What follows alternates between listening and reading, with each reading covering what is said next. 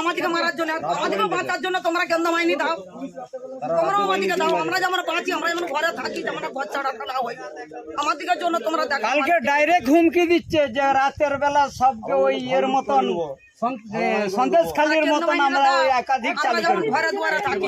আপনারা দেখছেন বাংলার আওয়াজ। যদি বাড়িতে না থাকতে পারে তাহলে কিসের প্রশাসন? প্রশাসনের দায়িত্বটা কি? প্রশাসনের দায়িত্ব শান্তি মতন ঘরে থাকা, লাঠি দিয়ে কাউকে তাড়িয়ে দেওয়া নয়। আপনারা দেখছেন বাংলার আওয়াজ। বলে বোতল ছুঁড়েছে, ইট ছুঁড়েছে, আশেপাশে বাড়ির থেকে বোতল ছুঁড়েছে, ইট ছুঁড়েছে, আশেপাশের তারা তৃণমূলের লোক। আপনারা দেখছেন বাংলার আওয়াজ। ইনচার্জ, থানার ইনচার্জ যিনি আছেন তার সাথে কথা হলো এবং উনি আশ্বস্ত করেছে যে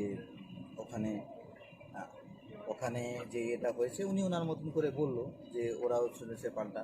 বাট আমরা পুরো ইস্যুটাকে দেখালাম যে দেখুন, যে ওইখানে এসসির পাড়া সমস্ত আমাদের তপশিলি সমাজের মানুষ, মহিলারা যেভাবে অত্যাচারিত হয়েছে আপনি এভাবে করতে পারেন না এবং ওটাকে আপনাকে স্টপ করতে হবে।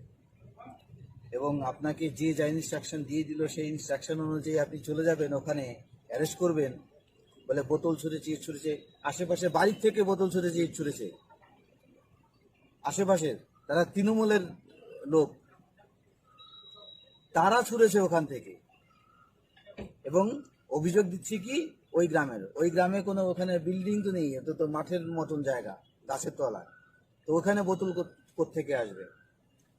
আমরা বোঝানোর চেষ্টা করেছি যদি এই ধরনের নির্বিচারে যদি অ্যারেস্ট বন্ধ না হয় আমরা কালকে আবার আসব এবং আরও বেশি পরিমাণে আমরা এমএলএরা যারা যত এসসি এমএলএ আছে আমাদের বিরোধী দলের ভারতীয় জনতা পার্টির প্রত্যেকটা এমএলএ এসে আমরা এখানে ধর্ণা দেব। আমরা কিন্তু এটা আর হতে দেবো না। এসসি বলে, সনাতনী বলে তাদের কোনো অধিকার হবে না, তাদেরকে ধর্মীয় ভাবাবেগে আঘাত দেবে, তাদেরকে 47 জনের নামে এফআইআর হবে, করেছে জঘন্যতম কাজ, তাদের মাত্র 2 জন অ্যারেস্ট হবে।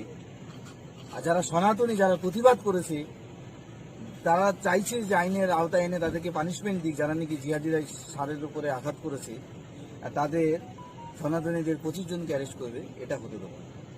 আমরা সকলে আছি এবং সেই গ্রামের সাথে আমরা আছি।